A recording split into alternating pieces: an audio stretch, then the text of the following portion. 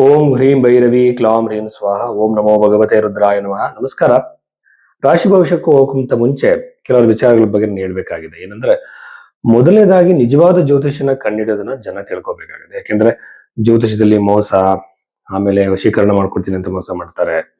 ಆಮೇಲೆ ಇನ್ನ ಬೇರೆ ಬೇರೆ ತರದ್ದು ದೊಡ್ಡ ದೊಡ್ಡ ಪೂಜೆಗಳನ್ನ ಸಜೆಸ್ಟ್ ಮಾಡ್ತಾರೆ. ಎಲ್ಲ ಜ್ಯೋತಿಷದಲ್ಲಿ ಇಲ್ಲ.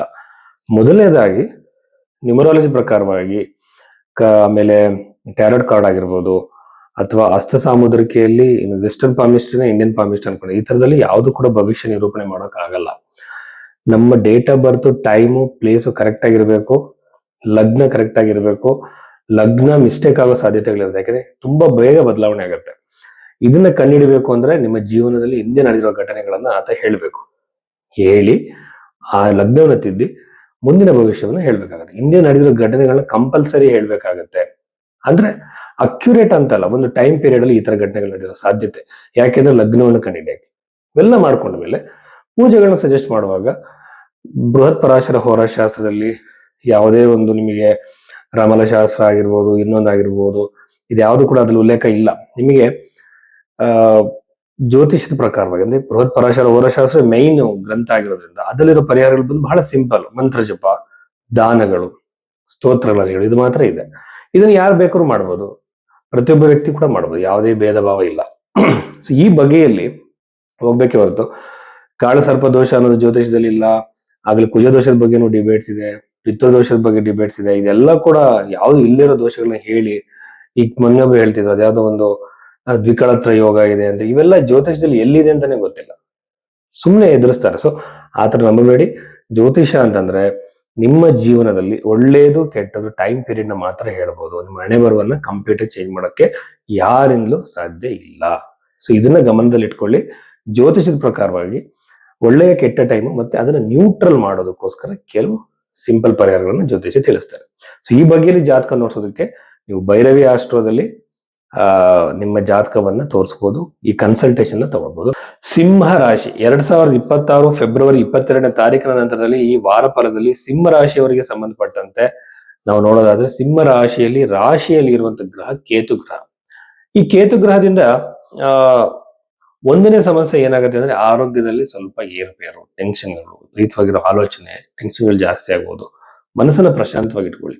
ಮನಸ್ಸನ್ನ ಪ್ರಶಾಂತವಾಗಿ ಇಟ್ಕೊಳ್ಳಿ ಅಂತ ತಕ್ಷಣ ನಾವು ಇಟ್ಕೊಳಕ್ ಆಗಲ್ಲ. ಅದಕ್ಕೆ ಒಂದು ನಮ್ಮ ದೇಹ ಕೂಡ ಸಪೋರ್ಟ್ ಮಾಡ್ಬೇಕು. ಇದಕ್ಕೆ ನೀವು ಪ್ರತಿದಿನ ಎಕ್ಸರ್ಸೈಸ್ ಮಾಡುವಂತದ್ದು, ಬ್ರೀತಿಂಗ್ ಟೆಕ್ನಿಕ್ಸ್ ಮಾಡುವುದು, ಪ್ರಾಣಾಯಾಮ ಮಾಡುವಂಥದ್ದು, ಯೋಗಾನ ಮಾಡುವಂಥದ್ದು, ಈ ರೀತಿ ಡಿಸಿಪ್ಲಿನ್ ಮೇಂಟೈನ್ ಮಾಡಿದ್ರು ಕೂಡ ಮನಸ್ಸು ಪ್ರಶಾಂತವಾಗಿರುತ್ತೆ.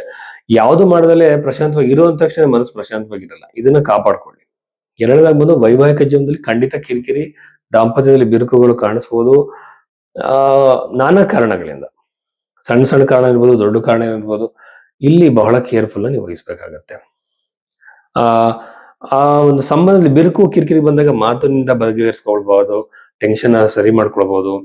ಯಾವ್ದಾದ್ರು ಒಂದು ದಾರಿಯಿಂದ ಸಾಲ್ವ್ ಮಾಡ್ಕೊಳಕ್ ನೋಡಿ. ಯಾಕೆಂದ್ರೆ ತುಂಬಾ ಜನ, ಸರ್ ಇಬ್ರು ರೀಸೆಂಟ್ ಆಗಿ ಒಬ್ರು ಕ್ಲೈಂಟ್ ಕಾಲ್ ಮಾಡಿದ್ರು, ಸರ್ ನಾನು ನಮ್ಮ ಯಜಮಾನ್ರು ಯಾವ್ದೋ ಫೋನಲ್ಲಿ ಮೆಸೇಜ್ ಮಾಡ್ತಿದ್ರು, ಸೊ ನನಗೆ ಅವ್ರ ಮೇಲೆ ಡೌಟ್ ಬಂತು, ಬಟ್ ಅವ್ರ ಆತರ ಅಲ್ಲ ಅನ್ಸುತ್ತೆ, ಅದು ಕೂಡ ನಾನು ಬಿಟ್ಟು ಬಂದಿದ್ದೀನಿ ಅಂತ ಹೇಳಿ.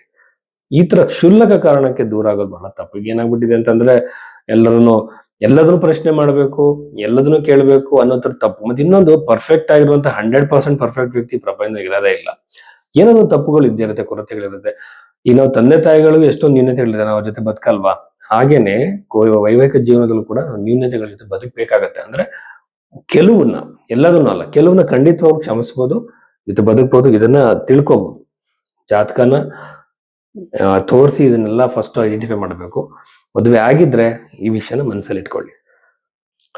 ಪ್ರಾಪರ್ಟಿ ಖರೀದಿಯ ಅವಕಾಶಗಳು ಖಂಡಿತ ಅನುಕೂಲ ಆಗುತ್ತೆ.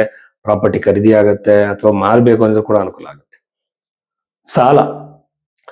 ಸಾಲದಿಂದ ಹೊರಗಡೆ ಬರುವಂತ ಅವಕಾಶ ಖಂಡಿತ ಕ್ರಿಯೇಟ್ ಆಗುತ್ತೆ. ದ್ವಿತೀಯ ಭಾವ ಬಹಳ ಚೆನ್ನಾಗಿದೆ, ಬಟ್ ಶನಿ ಗ್ರಹದ ಪ್ರಭಾವ ಇರೋದ್ರಿಂದ ಏನಾದ್ರೂ ನಿಮ್ದು ಪ್ರಾಪರ್ಟಿ ಡಿಸ್ಪ್ಯೂಟೋ ಅಥವಾ ಹಣಕಾಸಿನ ಸಮಸ್ಯೆ ಒಬ್ರು ವಯಸ್ಸಾದವರಿಂದ ಆ ಪ್ರಾಬ್ಲಮ್ ಸಾಲ್ವ್ ಆಗುತ್ತೆ. ಇಲ್ಲ ಅಂದ್ರೆ ಅವರಿಂದ ನಿಮ್ಗೆ ಹಣ ಬರುತ್ತೆ. ಅಥವಾ ಇನ್ನೊಂದು ರೂಪದಲ್ಲಿ ಹೇಳೋದಾದ್ರೆ, ಯಾವುದೋ ಒಂದು ಪ್ರಾಪರ್ಟಿ ಮಾರಿ ಈ ಸಮಸ್ಯೆನ ಬಗೆಹರಿಸಿಕೊಳ್ಳೋ ಸಾಧ್ಯತೆಗಳು ಸಿಂಹರಾಶಿಯವರಿಗೆ ಇದೆ. ಬಟ್ ಸಾಲದಿಂದ ಹೊರಗಡೆ ಬರೋದಕ್ಕೆ ನಿಮಗೆ ಒಂದು ಅವಕಾಶ ಪ್ರಾಪ್ತಿ ಆಗುತ್ತೆ. ಲಕ್ಷ್ಮೀ ಜಪವನ್ನ ಮಾಡಿ. ಒಂದೊಂದ್ಸಲ ನೆಗೆಟಿವ್ ಎನರ್ಜಿಯಿಂದಾನು ನಿಮಗೆ ಪ್ರಾಬ್ಲಮ್ಗಳಾಗ್ತಿರುತ್ತೆ, ಅದನ್ನ ಬಗೆಹರಿಸ್ಕೊಳ್ಳಿ. ಆಮೇಲೆ ವಿದ್ಯಾರ್ಥಿಗಳಿಗೆ ಬಹಳ ಅದ್ಭುತವಾಗಿದೆ. ಉತ್ತಮ ಪ್ರಗತಿ, ಏಕಾಗ್ರತೆ, ಪ್ರೋಗ್ರೆಸ್ ನೀವು ನೋಡ್ತೀರಾ. ಇದಾದ್ಮೇಲೆ ಆ, ಬಹಳ ಮುಖ್ಯವಾಗಿ ನನಗೆ ಅನ್ಸುತ್ತೆ ಉದ್ಯೋಗದಲ್ಲಿ ಮಹತ್ತರವಾಗಿರುವಂತಹ ಬದಲಾವಣೆ ನೀವು ನೋಡ್ತೀರಾ. ಸೊ ಉದ್ಯೋಗದಲ್ಲಿರುವಂತಹ ಮಹತ್ತರ ಬದಲಾವಣೆಗಳಲ್ಲಿ ಒಂದು ಜಾಬ್ ಚೇಂಜ್ ಆಗ್ಬೋದು, ಪೊಸಿಷನ್ ಚೇಂಜ್ ಆಗ್ಬೋದು, ಪ್ಲೇಸ್ ಚೇಂಜ್ ಆಗ್ಬೋದು, ಜೊತೆಯಲ್ಲಿ ಆ ನೀವೇ ಉದ್ಯೋಗನ ಬಿಟ್ಟು ಬಿಸ್ನೆಸ್ಗೆ ಚೇಂಜ್ ಆಗ್ಬೋದು. ಮಲ್ಟಿಪಲ್ ಏನ್ ಹೇಳ್ತಾರೆ ಪಾಸಿಬಿಲಿಟೀಸ್ ನಾವು ಇದರಲ್ಲಿ ನೋಡಬಹುದಾಗಿರುತ್ತೆ. ಸಿಂಹರಾಶಿಯವರು ಯೂಶುವಲ್ ಆಗಿ ರಾಯಲ್ಸ್ ಏನಂತಾರೆ, ಒಂದು ಲೈಫ್ ಅಲ್ಲಿ ಬಹಳ ಎತ್ತರ ಸ್ಥಾನಕ್ಕೆ ಹೋಗ್ಬೇಕು ಅನ್ಕೊಂಡಿರ್ತಾರೆ. ಸೊ ಎವ್ರಿ ಪಾಸಿಬಿಲಿಟಿ ಖಂಡಿತವಾಗಲಿ ಇದೆ ಅಂತ ಹೇಳ್ಬೋದು. ಆಮೇಲೆ 6ನೇ ಮನೆಯಿರುವಂತಹ ಕುಜಗ್ರಹ ವರ್ಕಿಂಗ್ ಎನ್ವಿರಾನ್ಮೆಂಟ್ ಅಲ್ಲಿ ಅಣ್ಣ ತಮ್ಮದ್ರ ಮಧ್ಯೆ ನಿಮ್ಗೆ ಕಿರಿಕಿರಿಗಳಾಗ್ಬೋದು. ಜೋಪಾನವಾಗಿರಿ, ಕೇರ್ಫುಲ್ ಆಗಿರಿ, ಮಾತಿಂದಲೇ ಪ್ರಾಬ್ಲಮ್ ಸಾಲ್ವ್ ಮಾಡ್ಕೋಬೇಕು, ಯಾವ ಕಾರಣಕ್ಕೂ ಜಗಳಕ್ಕೆ ಹೋಗಬೇಡಿ. ಇಷ್ಟನ್ನ ಮನಸ್ಸನ್ನ ಕಂಟ್ರೋಲ್ ಇಟ್ಕೊಳ್ಳಿ. ಒಳ್ಳೇದಾಗ್ಲಿ. ನಮಸ್ಕಾರ.